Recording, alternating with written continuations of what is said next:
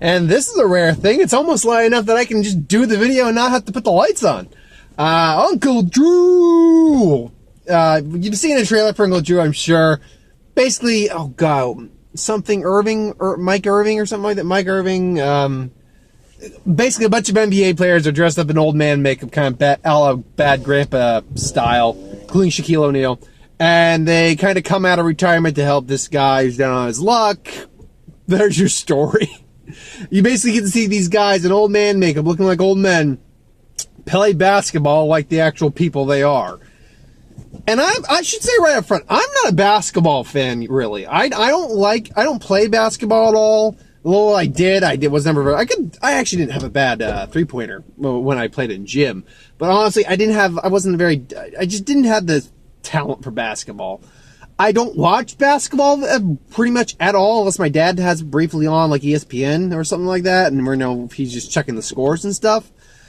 But I gotta admit, watching it in more of a cinematic form makes basketball very fun to watch. This was a fun little movie. It wasn't amazing. I had some issues with it, but for what it was worth, I did like it. I liked it quite a bit. One thing I can say right off the bat, all the NBA players, or former NBA players, because Shaq doesn't play anymore, are surprisingly solid in the movie. They're not the great, obviously they're not actors, they're NBA players, but they're basketball players. But for what it's worth, they frankly did a pretty good job.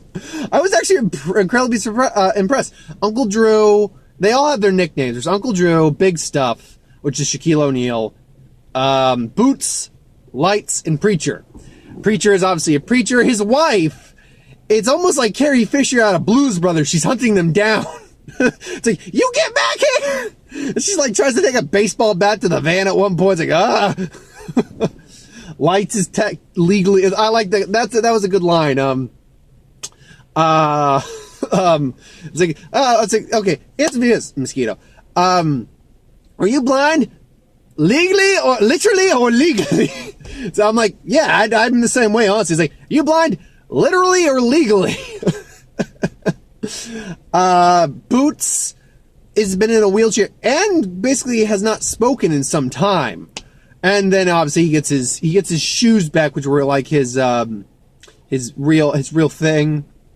Like, he always played with these shoes, and immediately he can start playing again. His granddaughter's there, and she's the new love interest. And Shaquille O'Neal obviously has a beef with Drew. Turns out he slept with his future wife, and put a rift between them. There's some genuine moments there in the movie as well. I mean, it's cinema made, or it's silver reel made moments, so it's like there's nothing special about the moments really, but they're fine moments in the film. There's a good heart-to-heart like between Shaq. He's the only one I'm calling by his name because he's the only one whose name I can actually remember. He's with Shaq and Uncle Drew. There's a decent little heart-to-heart. There's some great little moment lines in there, like, you don't stop playing because you get old. You get old because you stop playing. And that's actually a pretty solid lesson in life. It's like, not necessarily for like playing sports, but you don't stop doing something because you get old. You get old because you stop doing something. If you do something you love and you feel age starting to creep in and you feel like it's keeping you down, don't let it stop you from doing something you love. Now, obviously, in their case, physically speaking, men that age shouldn't theoretically be able to do that and, not suffer a heart attack, which one of them does. Shaquille O'Neal does suffer a heart attack in the movie. He lives, which is fun. Just like, my TV doesn't work. It's like, do I look like a rich? You all got a TV. I was like, that's my team. And then you just see his bare ass Shaquille O'Neal. It's like, I can now say I've seen Shaquille O'Neal's ass. But I mean, the gimmick, the heart. The draw of the movie is watching these old men play the game better than any of the new kids and things along those lines. It's like, hold my nuts, show you, and then he just starts, schooling him at the rim and things along those lines. I can't remember the lead actor's name. Here's the thing, and I'm going to talk about Kevin Hart in a little while when I get the trailers.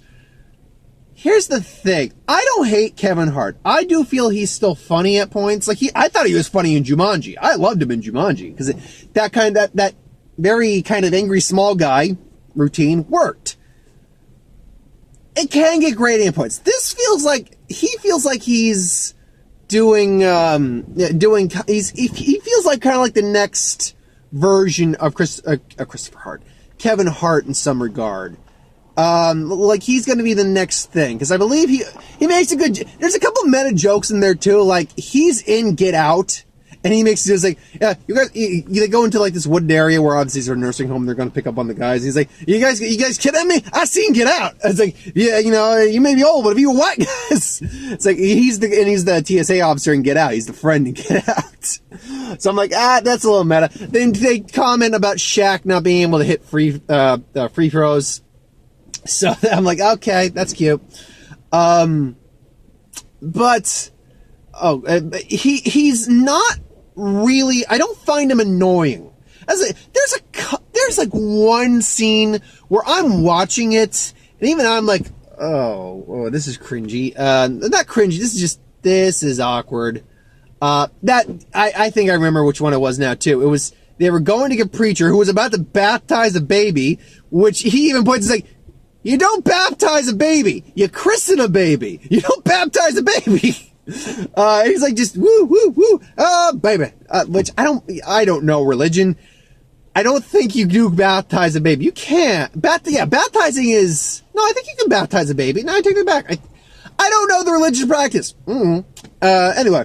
And I like this big, yeah, actually, can we have our baby back, please? Thank you. So, that was like the one cringy scene with him. Overall, though, he's pretty fine in the movie. The generic girlfriend, love interest, she's nice. She's fine in the movie. She's got one moment where she gets up in Tiffany Haddish's face and she's like, oh, what? It's like, who are you? But she doesn't really add anything. She's nothing fantastic. The one, and I got a mosquito. I'm waiting for the mosquito to just buzz in the front of the very tiny camera on the phone. There's a mosquito in the car right now. But the one person, actually the two people, I'll admit, I wasn't sure on. I got the purpose, and ultimately it worked because of the jokes that paid off with them. Nick Kroll is basically the rival douchebag. Basically, his history, our main character's history, I can't remember his name. Dirk. Bag of Dirks, and he calls him Dick and stuff like that. I can't, have a bag of Dirks. That doesn't make any sense. Basically, he was an orphan, and he grew up on basketball, and he loved basketball, and then the Nick Kroll's character was the one who basically stopped him in a free-for-all, which I'm going to say right now, everyone turned on him in that one moment. It's like, really? You bunch of self-centered, egomaniacal bastards and assholes. Really? You just berate and humiliate this kid over missing one shot? You guys are asses. It's like he's like a 10, 13-year-old kid. Get off his fucking back. And, no one's perfect. Jordan wasn't fucking perfect. Kobe, LeBron, they're not perfect. Granted, they're some of the most dominating players of their time. Don't get me wrong, but no one is perfect. Ali wasn't perfect. Tyson wasn't perfect. Who else am I thinking of? John Brady or Tom Brady? Sorry, I don't know sports very well, but Tom Brady's not perfect. None of these guys who are the GOATs, the greatest of all time, are perfect. Even they will have a bad time. So to get on that kid's case for missing one basket, up yours, you horrible crowd of, self-centered individuals. Just, free us, entertain our masses. But anyway, yeah, they basically have a competing, rivalry with each other. And, he's the stereotypical dick. And I will say this, he is funny because he's basically just being an over the top dick. That's exactly it. I've never been a big Nick Kroll fan. I can't think of a lot I've seen him in, but the stuff I have seen him, I've never been a huge fan of him. So, yeah, he's playing that douchebag role really well. So, he's doing his job. I'm just not a big fan of him, I suppose. He just comes off really irritating to me. Then Tiffany Haddish. Tiffany Haddish, I'm going to bring this up too in the trailers. She's getting a lot of work now. Ever since Girls Trip, which was pretty much her real breakout role in movies. I'm sure she's been in a few things before, but that was really the thing that caught everyone's attention. She is starting to just show up in everything. And Tiffany Haddish is funny in that it's not going to work out for her, so it's funny. She's basically saying, she's the main character's girlfriend, and then, 1 second, maybe rolling out a second window will get that fucking mosquito out. But then she basically dumps his ass when he loses the main team and all that, and it's like, nope, can't do this. And then she starts dating his rival, I guess. And it's like, oh, I stole your apartment, I stole your girl, I stole your clothes, and now I'm gonna steal, I can't remember, your horn or something I can't remember what he said. So, yeah, I wasn't a big fan of it. It's a very simplistic plot as well, so there's no real surprises at all. The one thing I will say is, at the end, he has to make the final shot. The main character has to make the final shot. Dirk has to make the final shot, or Deke. Deke has to make the final shot. And Uncle Drew offhandedly says to Preacher, we only got 8 seconds and no more timeouts. So, if things go wrong, cover them. It's like, oh, we don't got no more time. So I'm thinking maybe he's not going to get it and maybe they missed the shot.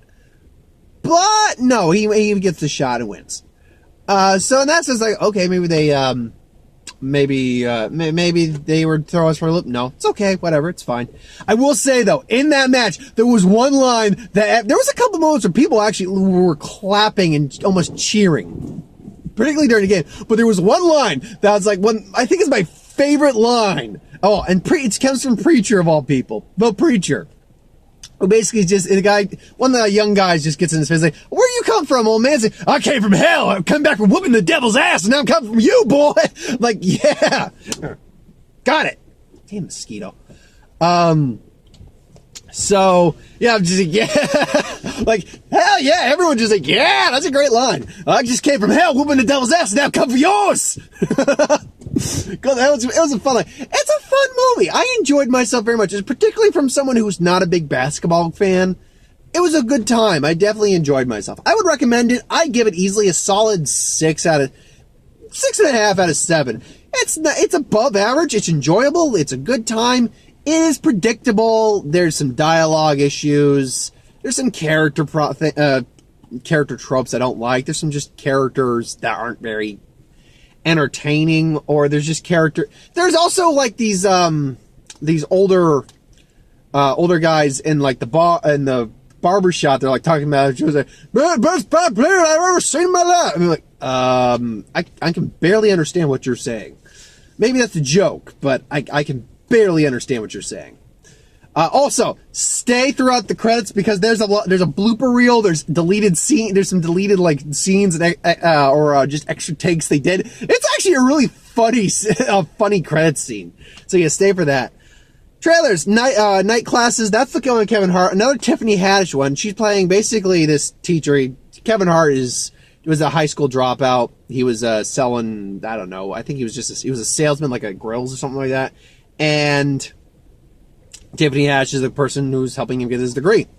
And I'll admit, I'm not huge on a lot of Kevin Hart movies these days. I don't hate him. I like him fine. I think he's a better stand-up comedian. Honestly, I like his stand-up a little better, though I haven't watched one in a while, so maybe...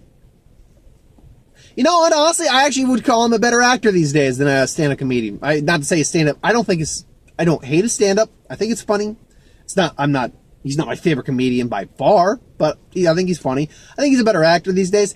But Tiffany Haddish, she's got 2 movies on this list that we got trailer for.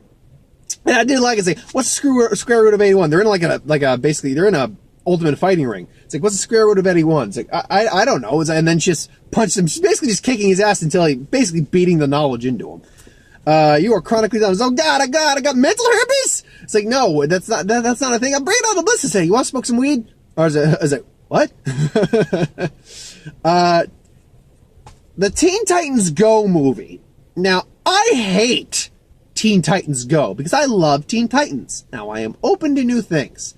But you give, and the new Ben 10's stupid too, that little chibi, childish looking one. But it got canceled, and then you gave us this instead of just bringing it back? And unfortunately, it's got good ratings. So, I mean, unfortunately. If you like it, fine, obviously. So I wasn't looking forward to a Teen Titans Go movie. I will admit, though, the trailer is humorous. Because they're very, very meta about it. They are very self-aware on this. Freaking bugs. They're very self-aware on this movie. They call Deathstroke Deadpool. They're talking about making a movie about Alfred's, or about Batman's #1 sidekick, Alfred. Yeah, that actually seems kind of cool. You know, Robin's just trying to get a movie. It's like, why doesn't anyone take us seriously? It's like, do you guys do anything heroic? It's like, we found this here. It's like, we didn't, that wasn't even a crime. It's like, yeah, we did. We saved a lot. You didn't save anyone. We saved room for dessert. But that's the thing about it, is they make a legitimate point, is that with the other Teen Titans, they had one movie, Teen Titans Tokyo, and that was a pretty solid movie.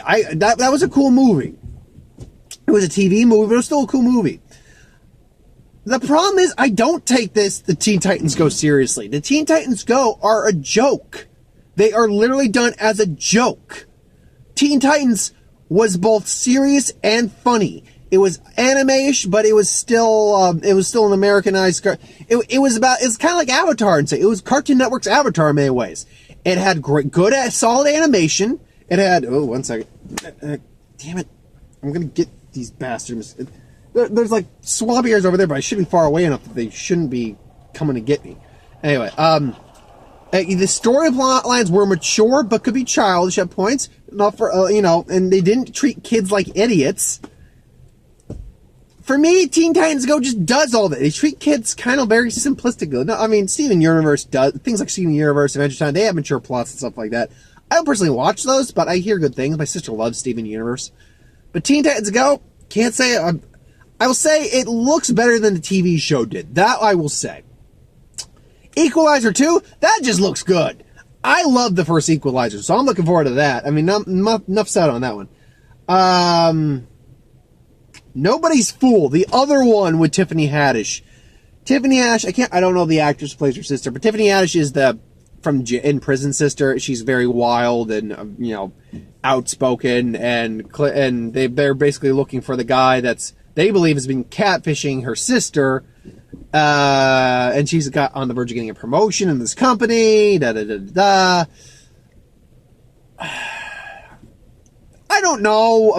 be honest, I don't know about Tiffany Haddish.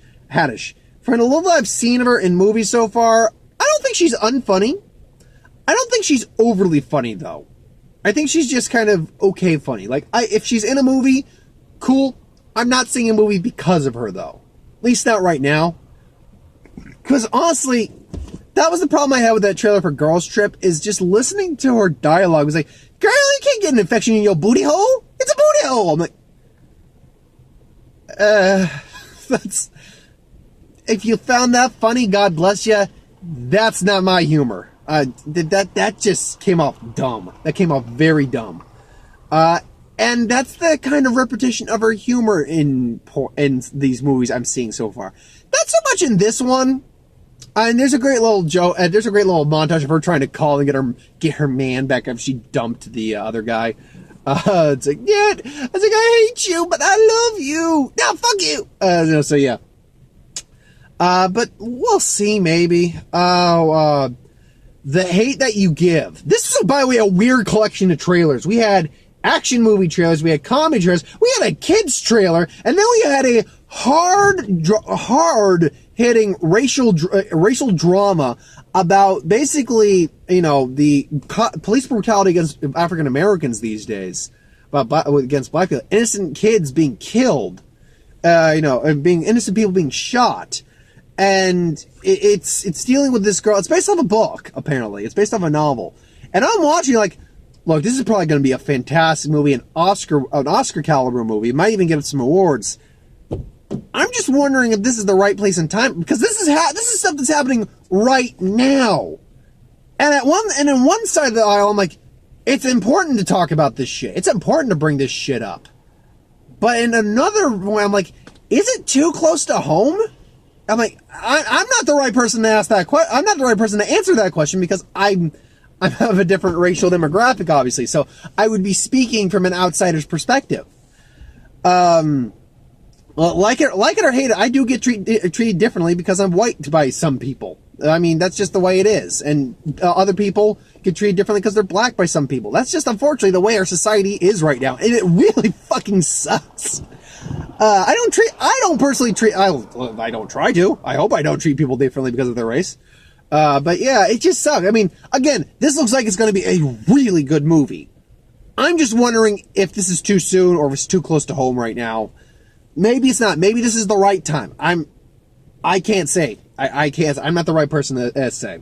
Robin Hood, I'm getting a very King Arthur Legend of the Sword vibe. And if you've seen me and Mark's review for that, you know what we thought of that. So I'm not going to say, go watch a review. That's why I make these videos. Watch the review.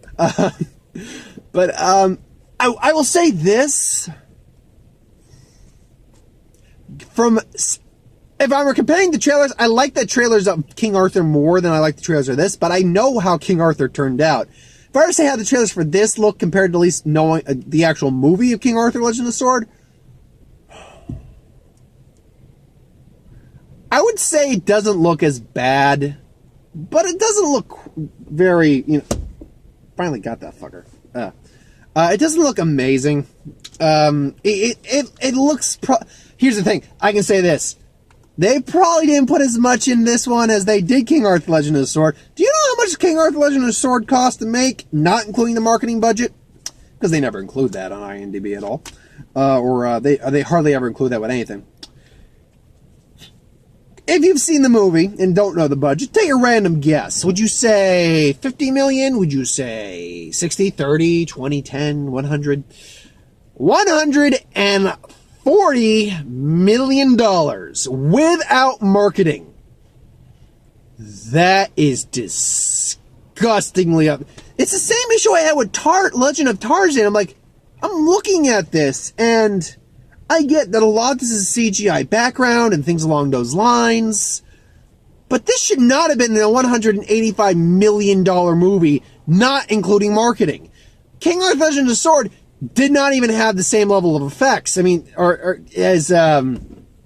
it just wasn't the same caliber. It had some good effects. It had some moments of really solid effects, but 140 million. Where are you thinking this money's gonna? You know the reason these sword and sandal kind of movies don't work, or these kind of movies don't work box office wise, because Hollywood overspends so freaking hard that the movies, they can't make their money back. They just can't do it. You cut those budgets in half, you probably could have made Tarzan roughly about $100 million, and then it might have been profitable. You probably could have done King Arthur on roughly 70 million, at most 100 million. It would not have been profitable, but it would have taken a much, nowhere near as steep a dive on its budget or on its box office. So, it is what it is. Last movie trailer we got was The Spy Who Dumped Me. I like Miley Kunis. I'm still on the fence on Kate McKinnon. I really am. I've seen her now in several movies. I don't think I'm a fan of Kate McKinnon. I don't think I am. And that's not Kate McKinnon's fault. I'm sure she's a nice person. And it's not like she's completely just not funny to me. She's just super freaking awkward. Like, her type of humor, particularly in Ghostbusters. In Ghostbusters, now in Office Christmas Party, it was kind of the character she played. And I get it. And it worked in that better than I think it worked in Ghostbusters. In Ghostbusters, nah, it did not work for me in Ghostbusters. I was not a big fan of her. She had a couple moments, but I was not a big fan of her in Ghostbusters. So I'm not a big fan of Kate McKinnon that much right now. Mila Kunis, I'm fine with. She's a pretty okay actor. I don't know. We'll see what happens. So far, the best comedy I've seen this year is honestly Tag. Tag is the best comedy I've seen this year. I would put Uncle Drew right below it, though. I think Uncle Drew is the next best one down. It's a pretty solid little film. But again, 6.5 out of 10. Anyway, thanks for watching, though. I hope you enjoyed. Like, comment, share, and subscribe. So as you want us to review something, put in the comments below. Let us know to get to it at some point. Ideas for who would win, Star Wars, Superhero Magic, what if, anything I do on this channel. Put that in the comments below. Let me know. I'll get to that at some point. Who would win throughout the remainder of Who Would Win Week, obviously. What if, again, on Sunday. Box office. I don't have any other plans other than that, though. We'll see what happens. Plan on going to the, I do plan, me and Carrie are going to go to the Core 19 pre-release, so I will give my review of the set from the pre-release experience. It's going to be her first one, so I'm really excited to introduce her to the pre-releases. I love the fact I've turned my girlfriend on really much into magic, and she's kind of now turned into a bit of an uber nerd. I'm like, or not uber nerd, but she's not my level of nerd where I like know backstory, character history, and all that. But she's definitely caught the itch, and I'm like, I'm so happy. I love my girlfriend. She's so happy. Yeah, her happiness makes me happy. Anyway, thanks for watching. Hope you enjoyed. And next week's Ant-Man and the Wasp. I might see Sicario 2 De Soldado on Tuesday. We'll see what happens. But Ant-Man and the Wasp definitely next week, so pay attention to that. Thanks for watching. See you later, folks.